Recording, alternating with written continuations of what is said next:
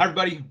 Welcome to another edition of Startup Conversations with Juan and Craig. Juan Romero, CEO of Volante Software. I'm Craig Shacklett, CEO of TRIO360. We are back from an incredible week in Las Vegas for G2E.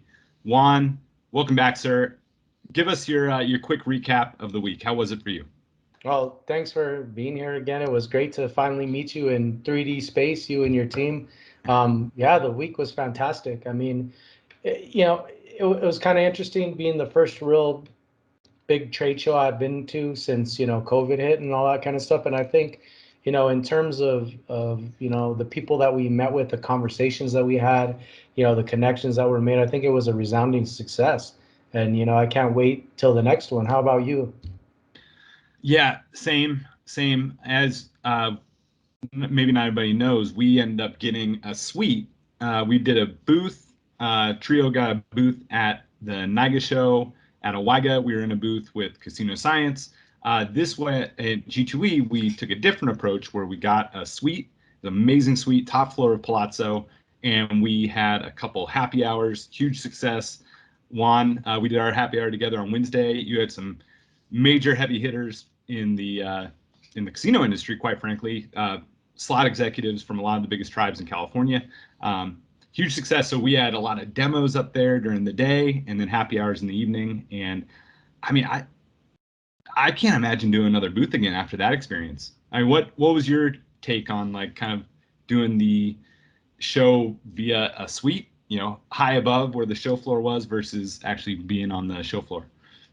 Well, I thought the biggest challenge was going to be actually getting people up there, right? Which turned out for both of the events to not necessarily be the case. Like we both had good turnouts for both days. And I think that, we were talking a little bit off camera. I think, the atmosphere and the ambiance is kind of set and it's really conducive to what it is that we're trying to do. I mean, we're always talking about the right kind of volume, not necessarily the masses, right? And so I think that venue really gave us an opportunity to connect on a much more intimate, much more one-on-one, much more personalized level to show our product, to get that feedback. And when we had people there, it was captive. We weren't fighting with competition. You said earlier, announcements, people walking by, appointments, those kinds of things were kind of gone from the environment. And, during that hour or 45 minutes, however long we had, they were just really tuned into the message and what it is that we were trying to discuss with them. So to me, yeah, I don't think there's any comparison whatsoever. Again, going back to the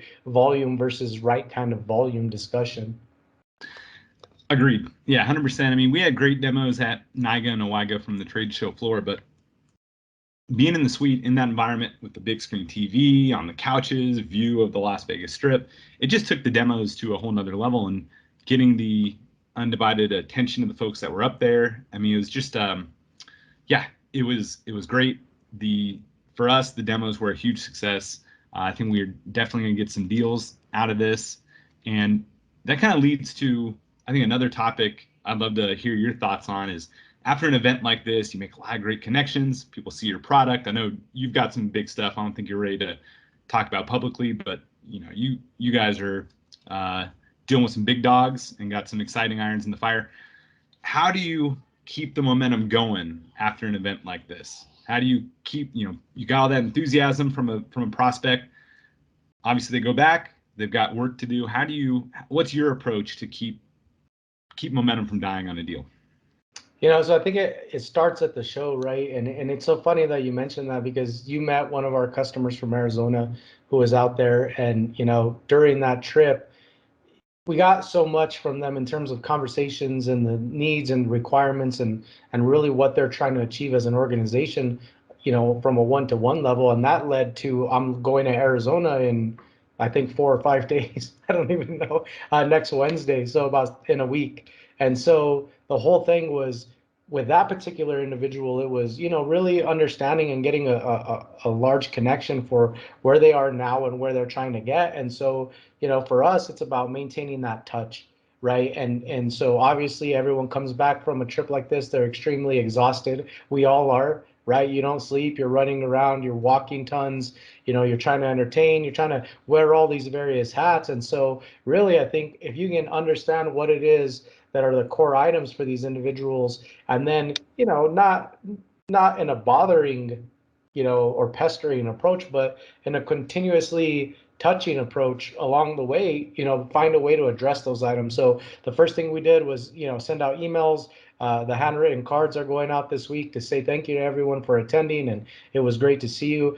We personalized every one of those things with stuff we talked about those individuals with, right? Documented the things that were important to them, basically debriefed the whole team, and that will drive the conversations going forward, right? Whether it's a follow-up meeting on site, whether it's messaging, whether it's phone calls, whatever the case may be, we want to ensure that the stuff that they vocalized to us that was important, we're following up on and addressing over the course of the next couple of weeks to months. Because like you said, we come back and we lose front of mind awareness, right? And so we do it through a variety of mediums. We try not to be overbearing, but we definitely want to be present. And I think the way that we kind of wade through that is by addressing the things that are most important to them.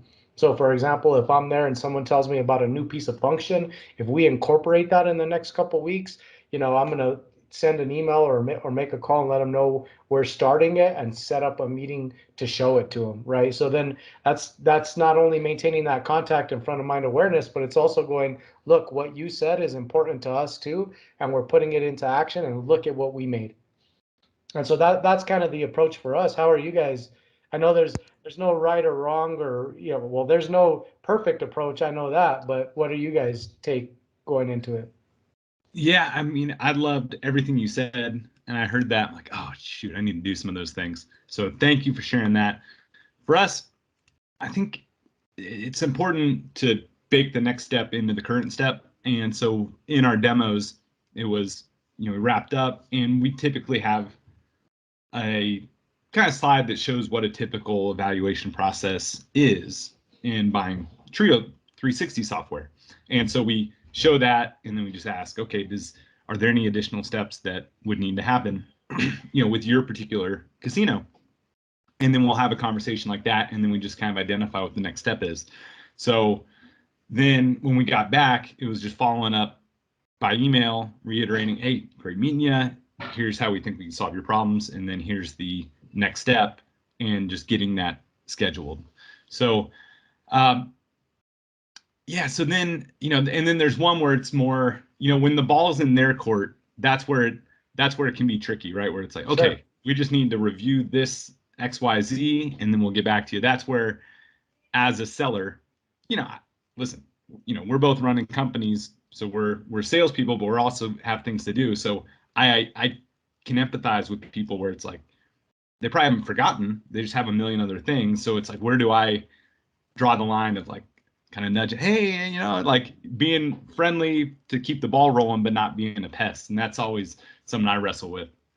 Yeah, and I think, for us, like I said, what we try and do is find something that they mentioned or that they talked about that's important, and be able to make one more touch that way, right? So, it's interesting, like, my buddy James out at Desert Diamond, we talked a lot about reporting, but when I came back, I started working on a bunch of different stuff in preparation for our meeting with him in another week or so.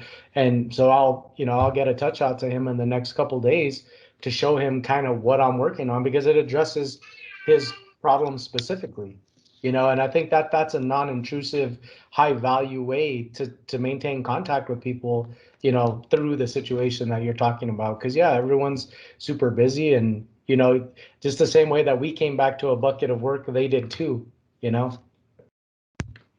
So what is on the horizon for you and Volante? Are there any more? Because for me, I'm thinking about it, I can't think of any other trade shows coming up. Do you have any other events on the horizon aside from client visits? Yeah, not any right now. I mean, I think we'll look for the next kind of key one and see what kind of presence that we can have there, and who we can partner with. I think right now we're really focusing in on our regional, sales kind of and customer visits. So, going out to Arizona, we'll make a 2-day thing out of that, stop by some Tucson properties, shoot up to Arizona, or excuse me, to Phoenix, and do some on-site visits with some properties we've been talking to there. Probably see a California visit, obviously, before the end of the year. So just try to maintain those kinds of relationships and those conversations until the next big thing, comes around that makes sense for us to do. Nice. Well, let me ask you a question. Yeah. So, we got to have all these conversations, and what was kind of cool is at your happy hour, I got to speak to a bunch of people that are more on the marketing and host side of things. Obviously, at our event, we got to talk to some executives and some more operations and slot slanted people. What's the biggest thing that you learned at G2E from like a customer standpoint? That's a great question. It was I enjoyed meeting the people. I don't know. It's funny because on your side, or at your happy hour, which was mainly again slot executives, not when I'm meeting people at a marketing mixer, not that I'm thinking like, oh, I gotta sell this person, but my ears are kind of tuned to like listen for potential challenges. And yeah, I'm a naturally curious person. I like hearing Sure. people's stories, and on a marketing side, I'm just kind of looking at it from a marketer's perspective and just kind of thinking, and it's like, how can we solve that? Or I don't. So I look at things from a different frame, like, and I don't. It's definitely not a disingenuous frame. Like, I just love talking to people, but I can kind of identify with them, and just I'm in almost like a problem solving mode. And the same time, we're just having a conversation. On the slot side, because it's something I'm not familiar with, I don't claim to have any expertise in it. It was more just interesting to hear their stories and then just meet them as people. I met Peter, the CEO of San Manuel. He was awesome guy. Talked to Kevin, who's also with San Manuel. Talked to a few other people, James, and just good folks. And so I think that was probably the biggest difference. Was it was a world that I just don't have a lot of familiarity with. So it was more just chatting with people, talking about a few of them worked at properties where I knew people, and we were just, I don't know. It was just it was different because I was kind of a fish out of water from a departmental perspective. What about you? What was your takeaway from being in a marketing mixer? The whole thing is, I mean, it just really reinforced how the things that we do and the casino industry in general is just, it's this big microcosm of support, right? And intertwinedness. I don't know if that's a word, but Yeah. basically we met with the people that were connecting with the players who ultimately play the product that the people on my end select, support, and maintain, right? And so, yeah, you have two very, different sides of the coin there, but it's interesting to think about the capacity between those people, the ideas, the energy, the things that were happening from the marketing perspective, and then the same thing on the slot side. And it's like you put those things together, and then you throw somebody like Peter, at the top of it, and you just go, oh, damn. So that's how those things happen.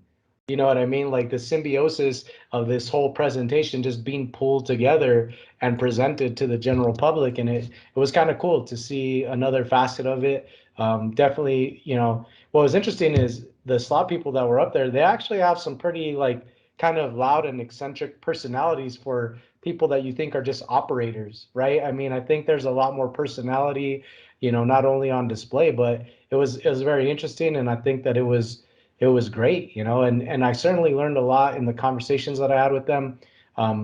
It was pretty interesting. Right before we had went out, I was working with the sales team, and there was two main things that I wanted to talk about with the sales staff and kind of, putting a point of emphasis on our demo. So the first one was basically jumping all over the place. And you and I have had this conversation before, is like, I don't follow really a linear flow to our demos. And so I've gone completely off the rails in the last 2 weeks, but I wanted to roll that by my customers and our potential customers and go, listen, if I'm doing a demo, is it more important to be streamlined and tell a story, or do you want me to stop what I'm doing and address your needs?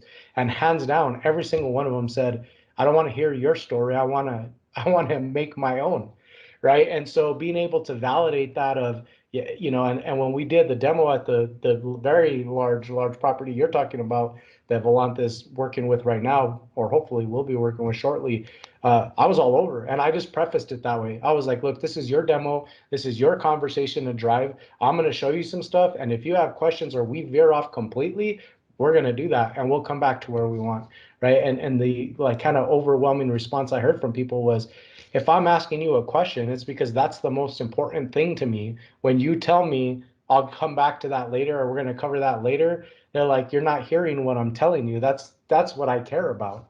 right? So that was the first thing. The second thing was, I had told my staff before we went, like, we got to stop selling features. We got to sell solutions, right? And that just everyone was like, yeah, we don't care about your grids, and we don't care about the search, and we don't care about that stuff.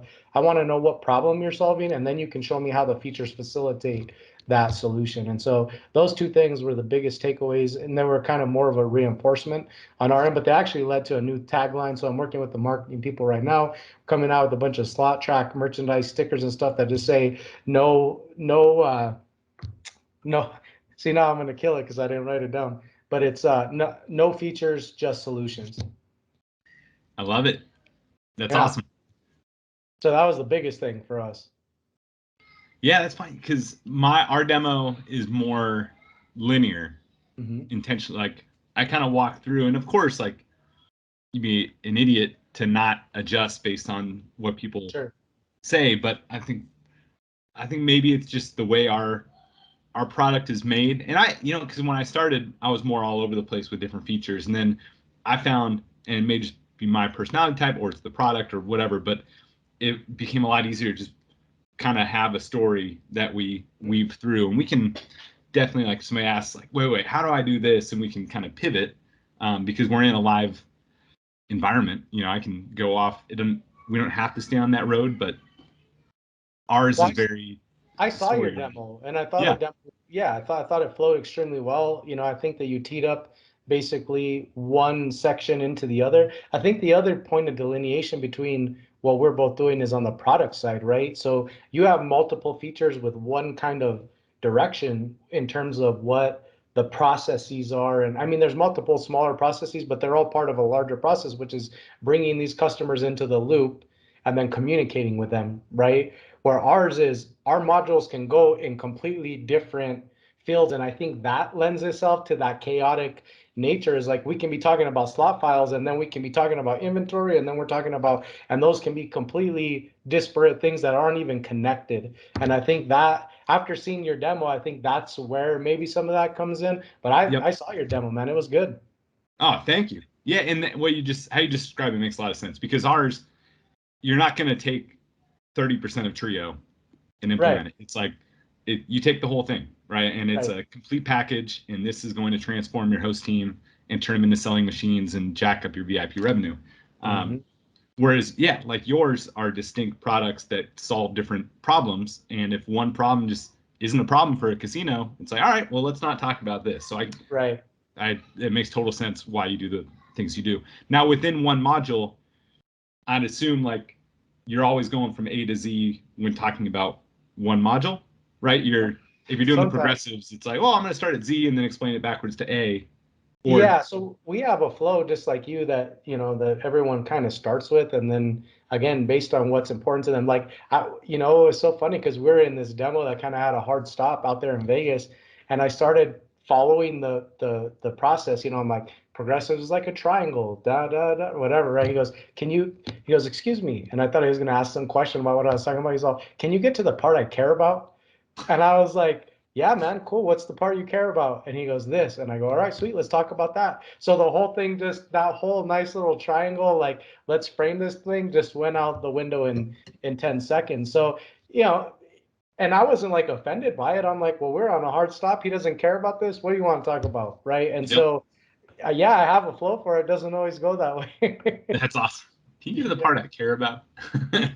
It was awesome. I think, and then he like said it, and he was kind of like, and I was like, no, man, you're fine. If you don't care about that, it's not going to hurt my feelings. What do you want to talk about? And so we just jumped ahead and, and it was complete opposite, right? So it was like configuration, and then it was like management of this portion, and then meter readings. He didn't want to talk about none of the configuration stuff, which in our minds is the basis for the readings, but not in his.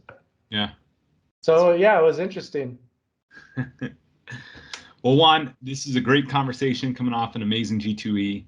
So I guess in 2 weeks we can check in and we'll see how some of these deals are starting to flesh out, and we'll talk about how our follow-up strategies are working out.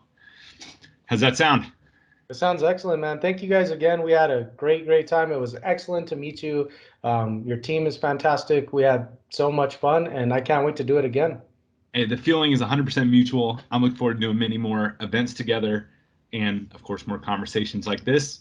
So Juan, until next time, sir. Till next time. Thanks, Craig. Appreciate it. Thank you.